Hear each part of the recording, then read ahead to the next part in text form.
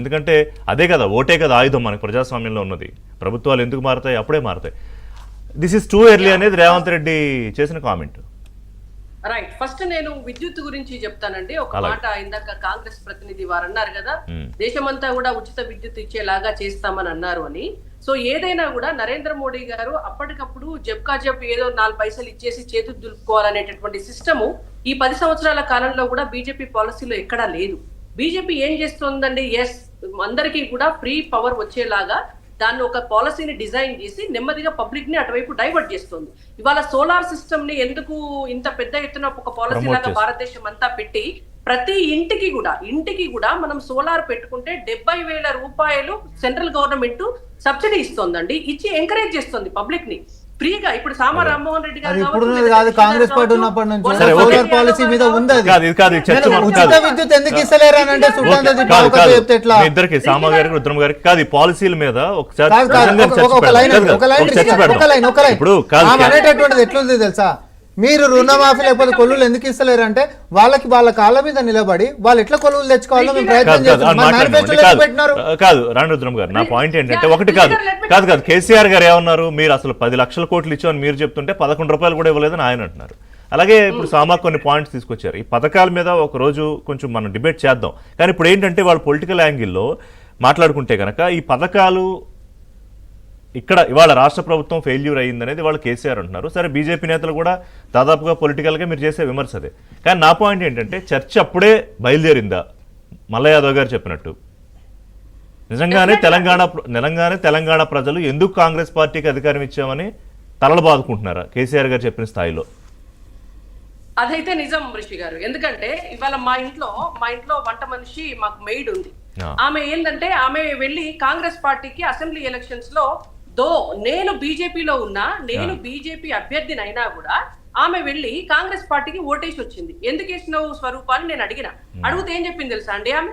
కేసీఆర్ గారు 2,000 రూపాయలు పెన్షన్ ఇస్తున్నారమ్మా, కాంగ్రెస్ వస్తే 4,000 పెన్షన్ ఇస్తా అన్నది, వీళ్ళు ఇండ్లు ఇస్తామన్నారు, అందుకని నేను ఓటేస్తున్నా అని చెప్పింది. అదే ఓటేయటం అనేటువంటిది వాళ్ళ వ్యక్తిగత అంశం కాబట్టి దాన్ని నేను ఎక్కడ కూడా దాన్ని ఇన్ఫ్లుయెన్స్ చేయాల.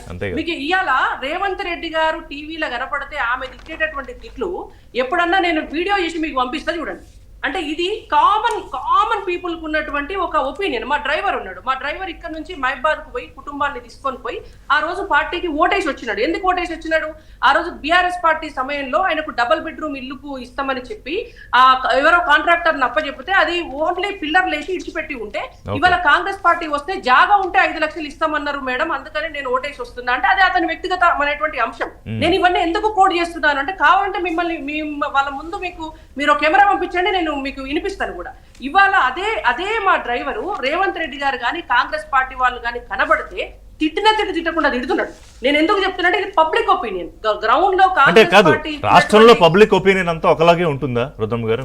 మీకు తెలియదు కాదు. రాష్ట్రంలో పబ్లిక్ ఒపీనియన్ అంటే కాంగ్రెస్ పార్టీ మీద తెలంగాణ ప్రజలు ఎవరైతే కాంగ్రెస్ పార్టీకి ఓటేశారో అందరూ కోపంగానే ఉన్నారా? అందరూ అసంతృప్తిగానే ఉన్నారా? ఇప్పుడు ధరలు పెరిగిన దానికి మా ఇంట్లో పనులు కూడా నరేంద్ర మోడీని పొట్టు తిడుతున్నారు. మరి పెట్రోల్ డీజిల్ కానీ లేకపోతే ఏవి కానీ సిలిండర్లు కానీ ఇవన్నీ పెంచే దాంట్లో మనమంటే 500 కమిట్ అయి ఇస్తున్నాం కానీ లేకపోతే ధరలు పెరుగుతున్నటువంటి దానికి నరేంద్ర మోడీ గారిని పొట్టు తిడుతున్నారు. మరి సన్నబియ్యం ఇస్తున్నారు సార్, కాంగ్రెస్ వచ్చినాకనే సన్నబియ్యం వస్తున్నాయి, గతంలో ఎవడిచ్చినటువంటిది లేదు సార్ అని చెప్పి మరి మా ఇంట్లో పనులు కూడా డిస్కషన్ చేస్తా ఉన్నారు.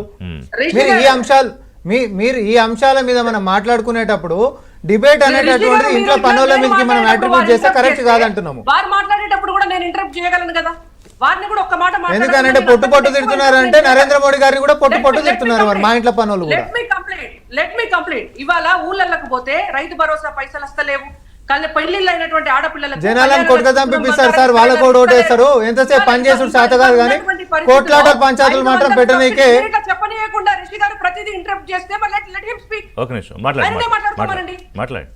ఆల్రెడీ ఆమె చెప్పినందుకే నేను చెప్తా ఉన్నాను కదా రిషి గారు. నోట్ చేసుకో చెప్పండి రుద్రమ్ గారు. ఇవాళ రైతు భరోసా పైసలు ఎన్నిసార్లు ఇచ్చినారంటే ఇప్పటికి రైతులు అల్లాడిపోతున్నారు. పంట కోసుకునేటువంటి టైంలో కూడా రైతు భరోసా పైసలు అసలు మీ విధానంలో రైతు భరోసా లేదు. మీకు ఏం స్టార్ట్ ఉందండి మాట్లాడడానికి? హామీ ఏమైంది? ప్రతి మహిళకు 2,500 రూపాయలు ఇస్తామని చెప్పి దొంగ హామీలు ఇచ్చి అధికారంలోకి వచ్చినారు. ఏ రాష్ట్రంలో రైతు భరోసా ఇస్తారు అడుగురు పోనీ? వాళ్ళు ఏ రాష్ట్రంలో రైతు భరోసా ఇస్తారు? చెప్తారు ఇప్పుడు కొన్ని రుద్రం టైం గారు. టైంకి ఇస్తారు. ఇప్పుడు ముఖ్యమంత్రి ఒక నిమిషం మీరు చెప్పండి. ప్లీజ్ కాదు లెట్ మీ సోమ గారు ఒక నిమిషం రుద్రం గారు ఒక విషయం కాదు నిన్న ముఖ్యమంత్రి అన్న మాట నేను అడుగుతా కాదు ఇవాళ తెలంగాణలో డెలివర్ చేస్తున్న పథకాలు మేము చేస్తున్న సంక్షేమం దేశంలో ఎక్కడా జరగట్లేదు అన్నారు. You can counter strongly Revanth రెడ్డిని కానీ సామాన్ కానీ ఇదిగో మా ఉన్న మా రాష్ట్రాల్లో యూపీలో బాగా చేస్తున్నాం, మా బీహార్ లో బాగా చేస్తున్నాం చెప్పు. ఒక నిమిషం సామ్ ఒక నిమిషం. ఇప్పుడు దేశమంతా బాగా చేస్తున్నాం కాబట్టే రిషి గారు మూడోసారి కూడా అధికారంలోకి వచ్చినాం. ఇవాళ దేశంలో ఉన్నటువంటి ఒక్కసారి ఏదన్నా పాలసీ ఇంప్లిమెంటేషన్ అనేటువంటిది స్టార్ట్ అయితే 100% అది ఇంప్లిమెంట్ అవుతుంది కాబట్టినే ఇవాళ మూడోసారి అధికారంలోకి వచ్చినాం. దేశ ఆర్థిక పరిస్థితి కాంగ్రెస్ పార్టీ అధికారంలో ఉన్నప్పుడు తుమ్ముతే ఊసిపోయే ముక్కు లేకుండే భారతదేశ ఆర్థిక పరిస్థితి. ఇవాళ దేశ ఆర్థిక పరిస్థితి మొత్తం ప్రపంచాన్ని శాసించే